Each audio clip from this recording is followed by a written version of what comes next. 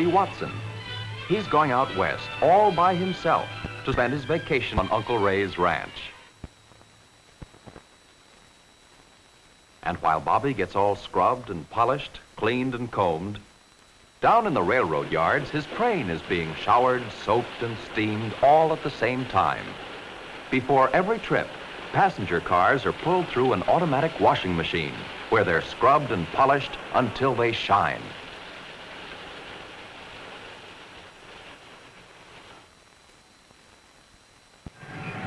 The big diesel-electric locomotives, already cleaned and oiled, wait to be called for work. In another part of the railroad yard, fresh linen and towels are put on the train, and food for the dining cars where the passengers will eat while they ride. The Watsons live in a big city. Just now, Bobby and his father are coming to the station in a taxi. Some passengers arrive on foot, some in cars, and some by bus. The station is a busy place. Many trains come and go in this station. The bulletin board shows what time each train should arrive and leave, and whether it's on time or late. At the baggage counter, people may check their bags and suitcases to be carried in a special baggage car. Mr. Watson prefers to carry Bob's suitcase right onto the train. There are stores and newsstands in this station, too. Bob thinks a magazine may help to pass the many hours on the trip. "Let's go," says Mr. Watson. The sign tells him where to go.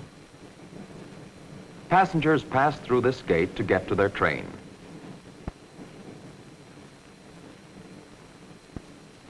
Each passenger shows his ticket to the gateman, so that the gateman can be sure that each passenger gets on the right train. "Track number 1, says the gateman to Bobby.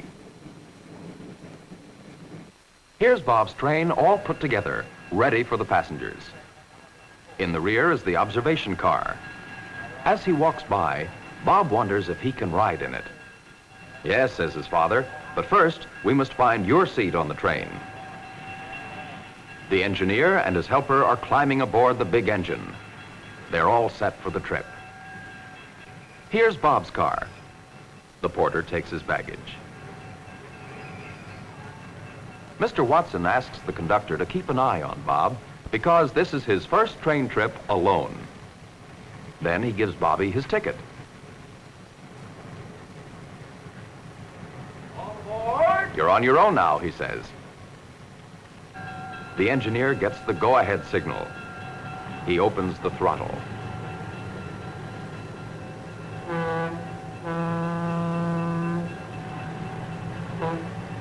The huge locomotive sets the train in motion, slowly at first.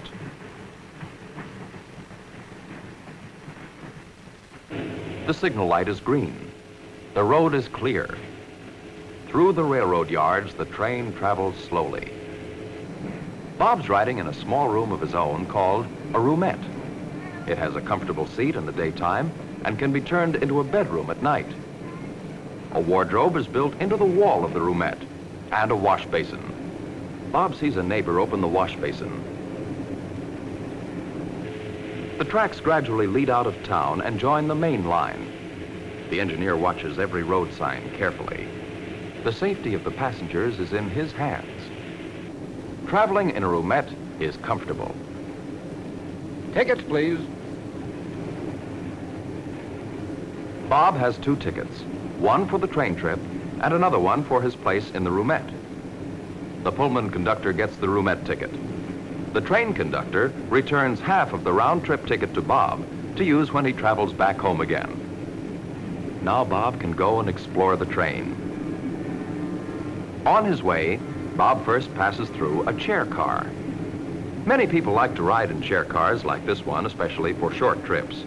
It costs less and is quite comfortable. The attendant tells Bob that the observation car is 3 cars farther back. On his way, Bob sees the dome car, a car with a roof of glass. Through the glass dome, the passengers can watch the landscape all around them. Here is the observation car. Now Bob understands why it's at the rear end of the train. While the passengers relax and enjoy their trip, Many people work to keep them safe and comfortable.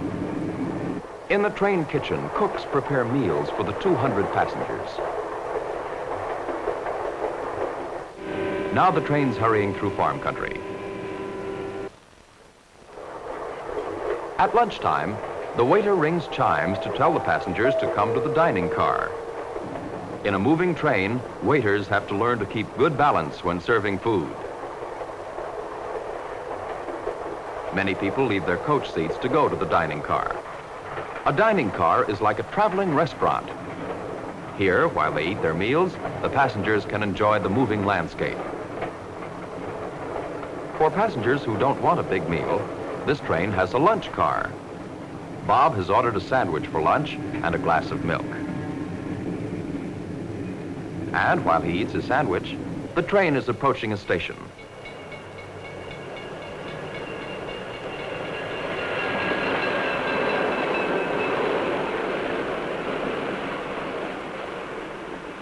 It's just a small one, but it's important for the train crew because here, the engineer and his crew are leaving the train and a new crew takes over. This way, the train has a rested engineer every few hours.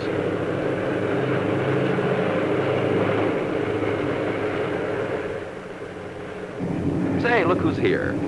This is Clyde. Bob has company.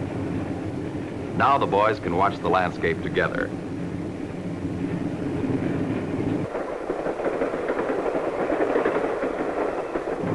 And they can talk about the things they've seen on the trip so far. Bob tells Clyde about the ranch he's going to visit. After a while, they decide to go to the observation car where they can play checkers. In good company, the afternoon passes quickly. The boys don't even notice that the sun is gradually setting. It's already bedtime for small children. This room is larger than Bobby's and is called a bedroom. Already the evening meals are being served.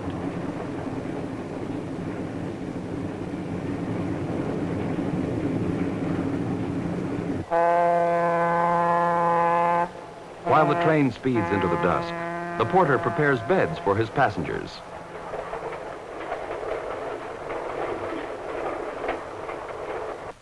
The shadows grow longer and the countryside darkens. Guided by signposts and signals which tell the engineer the safe speed at which he may travel, the train speeds toward the sunset. One by one, the lights go out and the passengers go to sleep. This is how a passenger goes to rest in a roomette prepared for the night.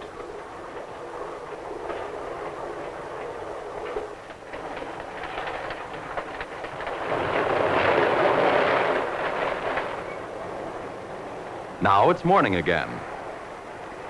Uncle Ray's ranch is just across the mountain range, but the train won't have to climb over it. The tracks are cut into the sides of the mountain. And sometimes the train goes through the mountain itself, through a tunnel. Or it rushes across rugged country, over bridges and trestles.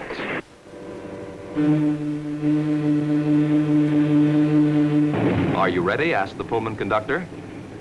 Bob will get off at a small station where the train stops only for a moment, but he's all packed and ready.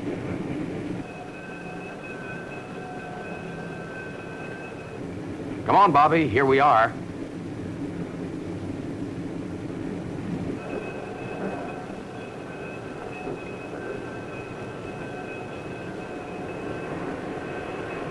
The porter carries a step for passengers so that they can get off the high cars easily.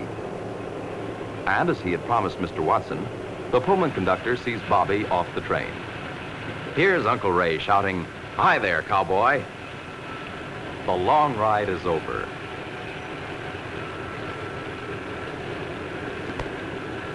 Uncle Ray. The train starts off again, and off goes Bob to the ranch, to new adventures with cowboys and horses. But the train goes on across more mountains, more valleys, across desert country until it reaches its destination, California.